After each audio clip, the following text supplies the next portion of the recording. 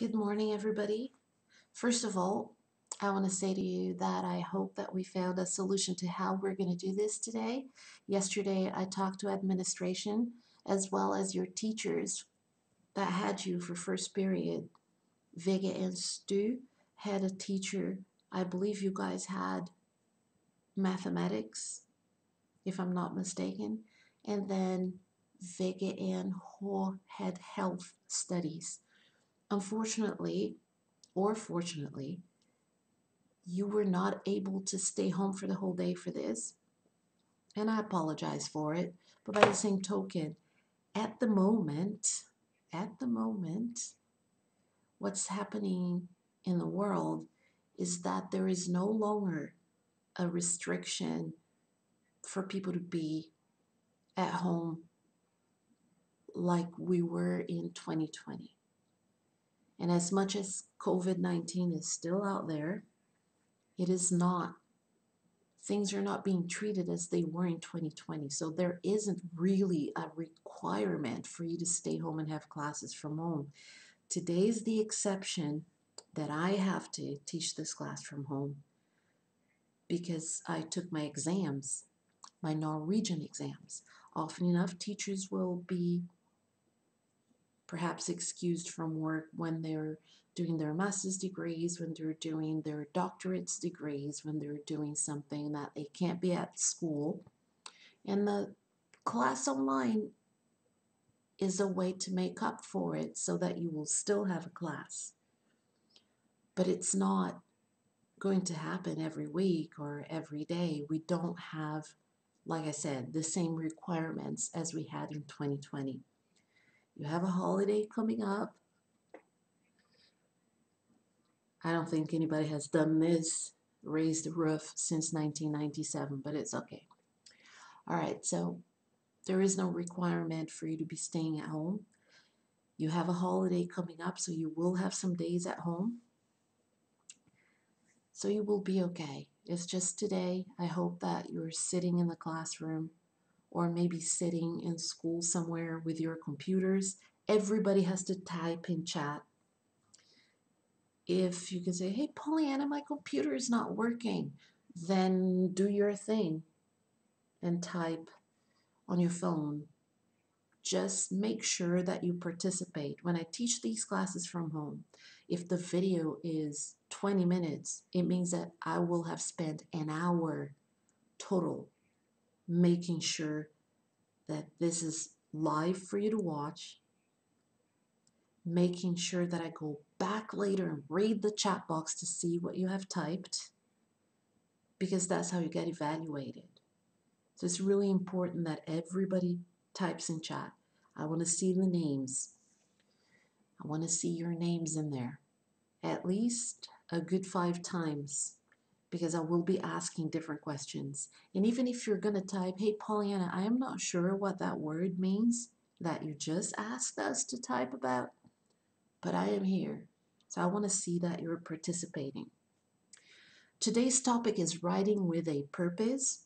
If you open Canvas, good old Canvas, you will see, if you open Canvas, you will see the numbers of the pages and you will see exactly what you're supposed to be doing.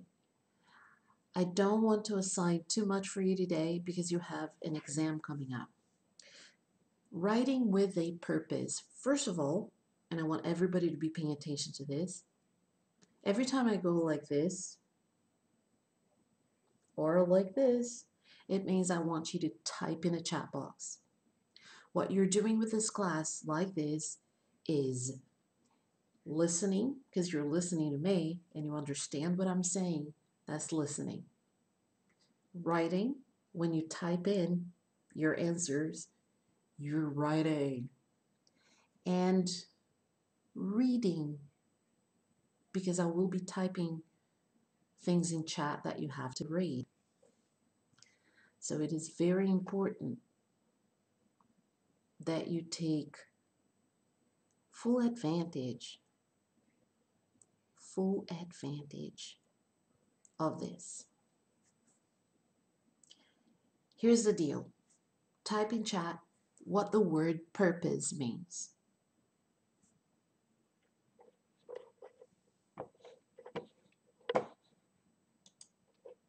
What does the word purpose mean?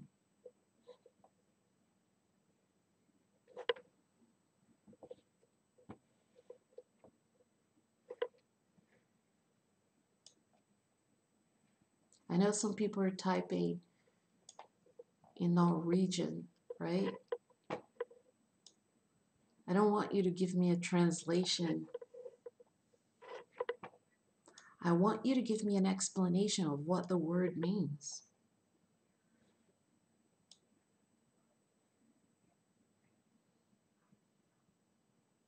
A purpose is a reason, an objective, a goal. In a Norwegian, now I'm going to say it in Norwegian for those of you who haven't really understood, even after I gave you those synonyms. A goal, a purpose, mål. Vi har ett mål.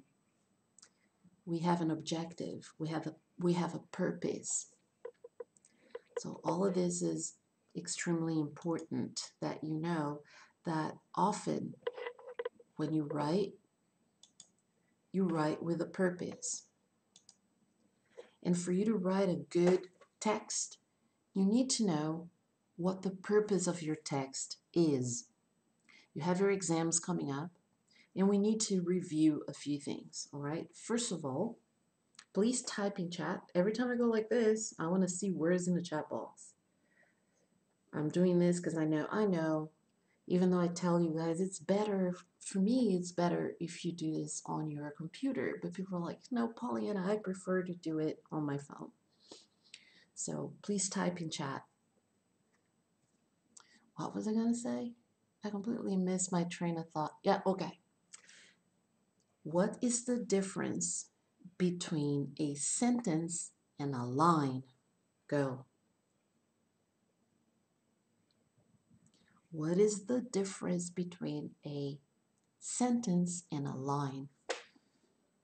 Remember that day that you all made me cry? When you were telling me that when I said, please write 10 to 12 lines, what some people thought, I didn't say lines, I actually said 10 to 12 sentences, and you gave me lines. What's the difference? Please type in chat. What's a sentence and what's a line?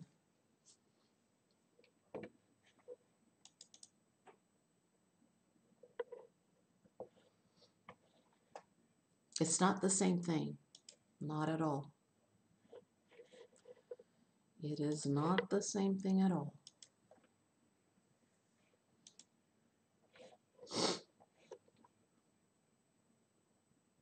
And I mean, I can understand the confusion if that's how you thought that it was from your experiences in the past, and you never, if nobody has ever told you that, or maybe they did and you didn't remember, it was a long time ago since you started studying English and studying what's a paragraph, what's a line, what's a sentence.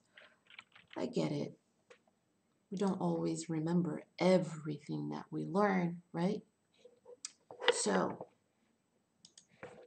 a sentence, and I'm going to say this as many times as I need to say it until you get this, because that is very important for your exam.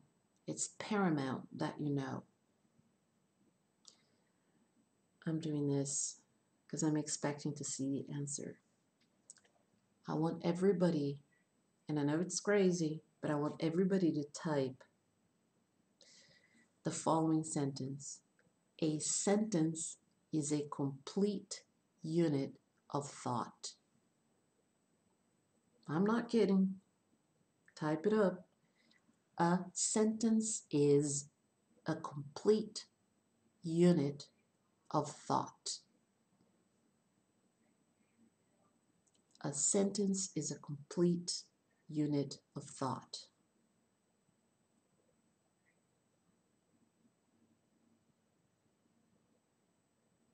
A sentence is a complete unit of thought. I want you to remember this. So you have to ask yourselves when you write, if you write, for example, if you write the words, a beautiful day at the beach.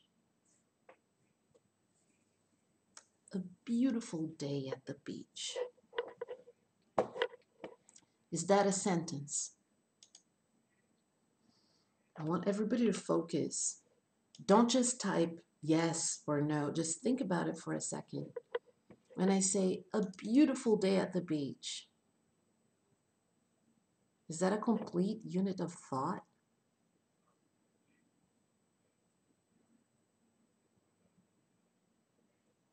Is it? I know some people say, yeah, it is. Might be a beautiful day at the beach. But what about it? Who's at the beach? What are they doing at the beach? How many people are there? Is the sun shining? I don't know any of that from just seeing the words, a beautiful day at the beach. You need more to make that a complete unit of thought. Let me show you something very important.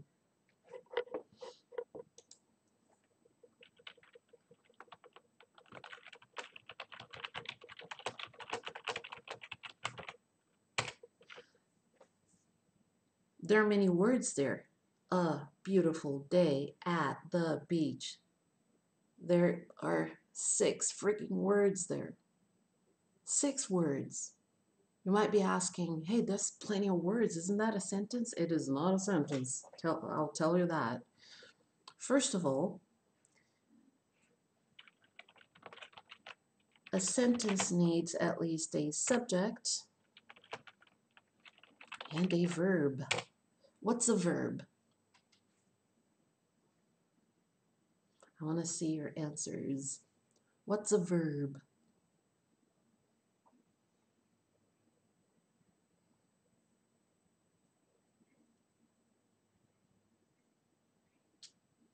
A verb is something you do, something that happens. Something you do, something that happens, an action, et verb. I know that you studied this in Norwegian as well when you were in junior high. Probably studied that when you were in elementary school. A subject and a verb. So let us just try to make just these words that I put there into a sentence. A beautiful day at the beach is always wonderful. So here, all of this in yellow, all of that is your subject. A beautiful day at the beach. See, that's just part of a sentence. It's not a sentence in itself. It could be a title. You don't need, when you have a title, you write an essay and you write one title. Very important. I do not want to see essays where you have 5 paragraphs and you have a title on top of each of them. That's a big no-no for an essay. An essay is a text where all the paragraphs are connected ideas and there is one title, and perhaps a beautiful day at the beach is your title. So you're going to write between 3 and 5 paragraphs about that beautiful day at the beach. Now you have the subject, a beautiful day at the beach. And here you have is. That is your verb.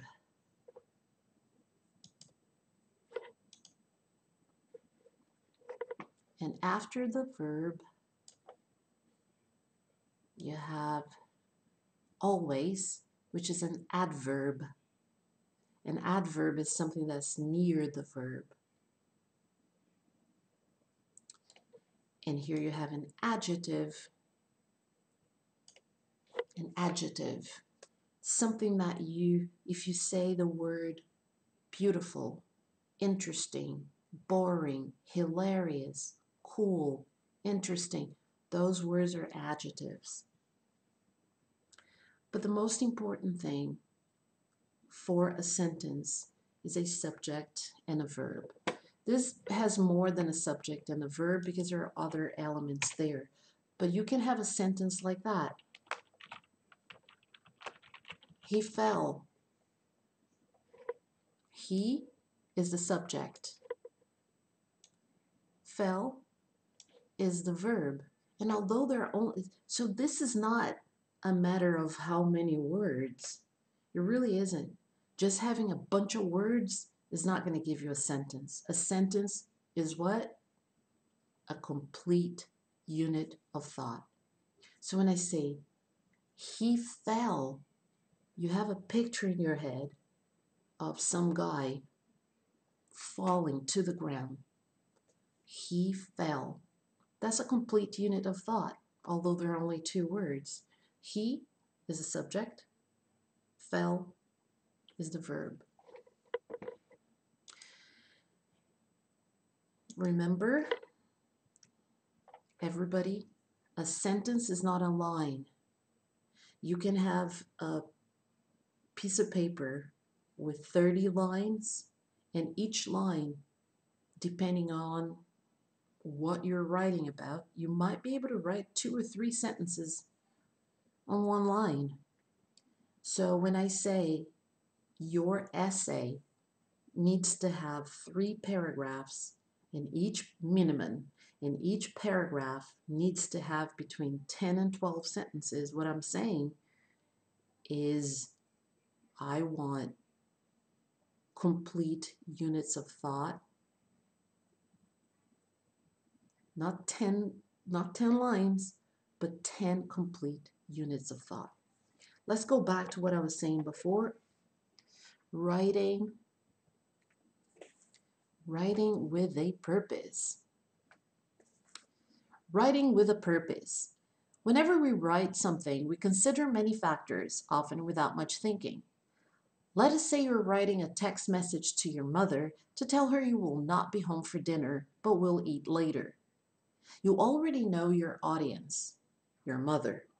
The purpose, to inform, and the content, you will not be home for dinner.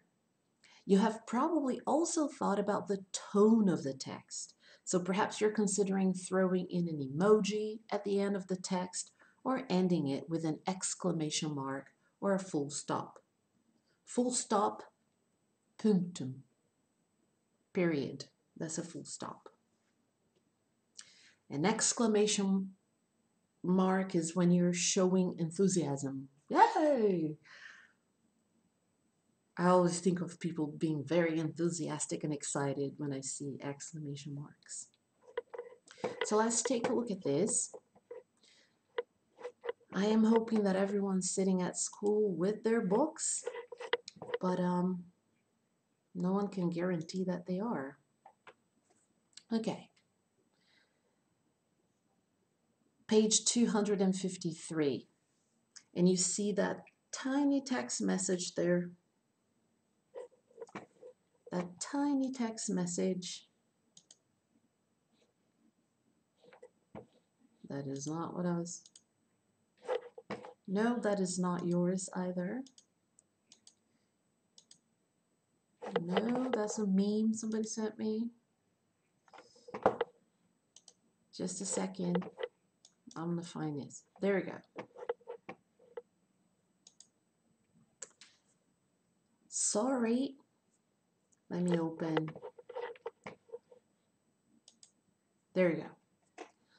Page 253. Sorry, won't be home for dinner. We'll eat later. This is a sample of what a text message looks like. Now, I want everybody, and remember I'm doing this,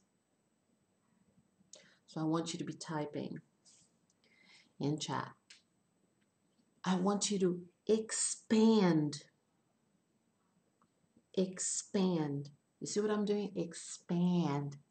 I'm doing this. I want you to write a proper sentence. Usually in text messages, you don't really need to be academic and eloquent and elegant and formal, right? It's just a text message. But I want you to make it into a more academic sentence. Make that sentence longer.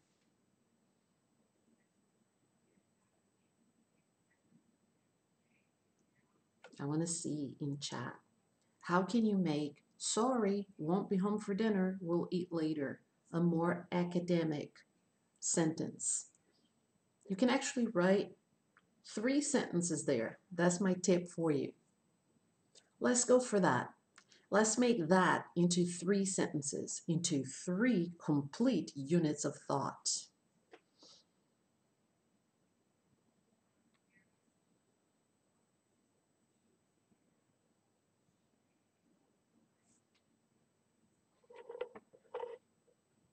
What is the first sentence you can make with that? Let's go with this. Sentence number 1. Okay. Sentence 1. I am sorry.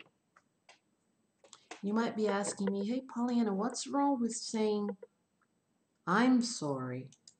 There's nothing wrong. But remember, I specifically said write a more academically oriented text. So whenever you think I'm writing an academic text, I'm writing a proper essay, your sentences should be complete. Do not use contractions.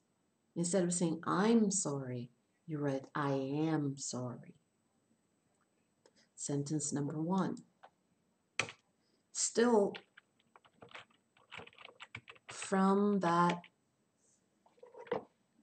text message, what is sentence number 2? What is the next thing that you can write? Let's take a look at the original first. Sorry, won't be home for dinner, we'll eat later. How can you make that won't be home for dinner a more academic sentence? A sentence that can be included in an essay, in a paper, a sentence that's properly written. Take the contraction, won't. Let me write it the way it is there. I won't. Not I want, but I won't. There's a difference. I want. I won't.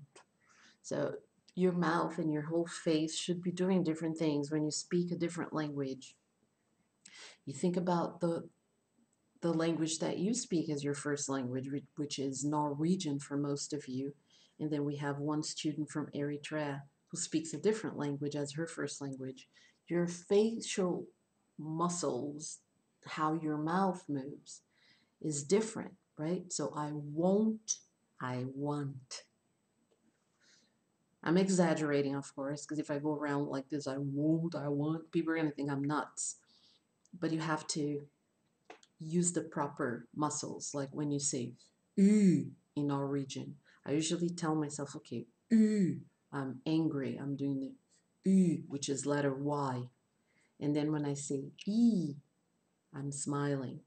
I try to remind myself of that. I exaggerate it in my mind so I will know what to do. And perhaps that's a technique you can use for English as well. I won't, I want. In this case, I won't. In reality, what you're saying is, I will not. So if you want to make this sentence more academic, you want to make this sentence a proper sentence, you will write, I will not be home for dinner.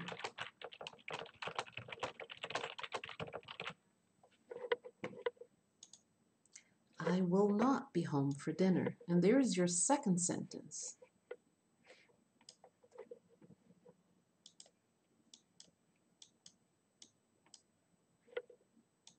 I will not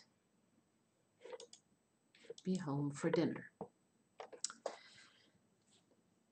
There's one more, which is very, when you look at that text message, letter L, number 8, letter T, letter R, you can read it, right, later.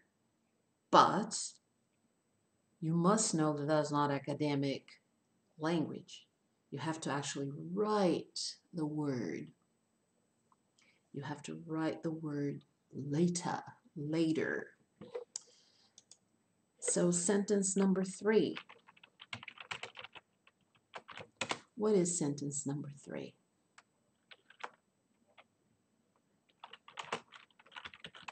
I will eat later. So there you have 3 proper sentences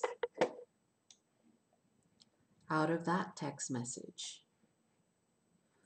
I am sorry. I will not be home for dinner. I will eat later. So that's proper. That's more academic.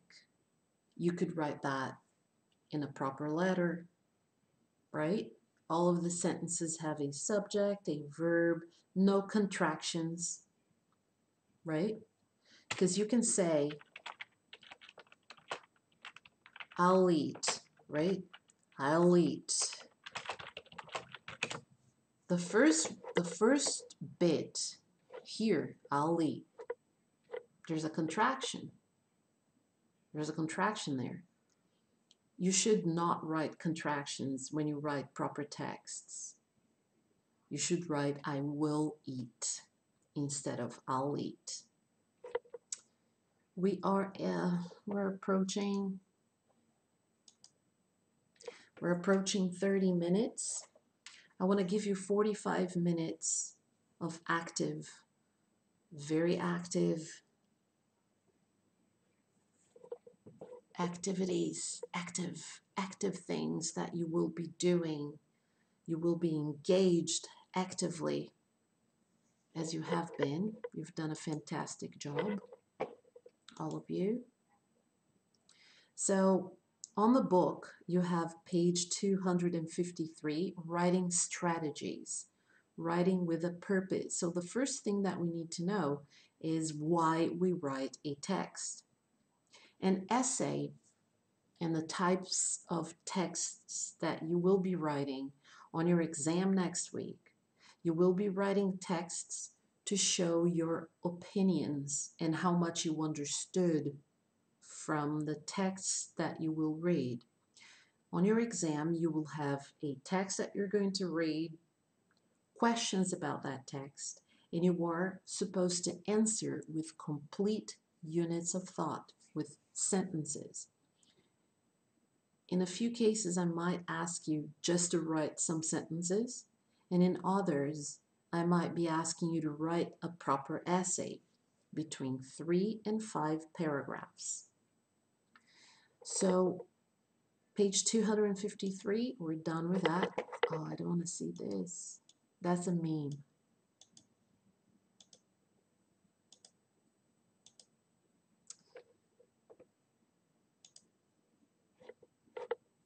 Page 200, and I can't see the number here. Let me see. 257. All right. Page 257. I want you to read the texts on there, on page 257, and I want you to find out a few things. Who it is meant for, what the audience is, and why. why each text is being written. So focus on these two aspects, who and why. Seems very simple, right? That's the only thing I want you to look at. These are different types of texts. They were written for different purposes. So I want you to focus on that. And I want you to quickly let me know what you understood from this. Here's how you can do it. You can send me a message. You can type text number 2. Text number 2 was written for this and this type of person, for a doctor, for a company. It was written for somebody's mother. And it was written, why? It was written to give some information about this and this and that. Or it was written to complain. I want you to just think who and why. You can write this down, or I'm doing this because I know that people do it on their phones. You can send me all of this on Messenger, and you can type it, or you can do an audio file. You can speak into your phone and tell me what the answers are. Remember, I want you to read the texts out loud, and I want you to work with a partner. Read the text out loud. Discuss what's in the text. Look at the vocabulary. Always good to look at the vocabulary. See how much you understand from each text. And then send me the answers. At 12:45, you will go to the second link and we'll meet again. But before we go, this would not be a day in our class if we didn't do something on Quizlet. Please get your phones, go on Quizlet Live. I'm going to give you a code, and as soon as you see the code, go ahead and do it. Put the code in there.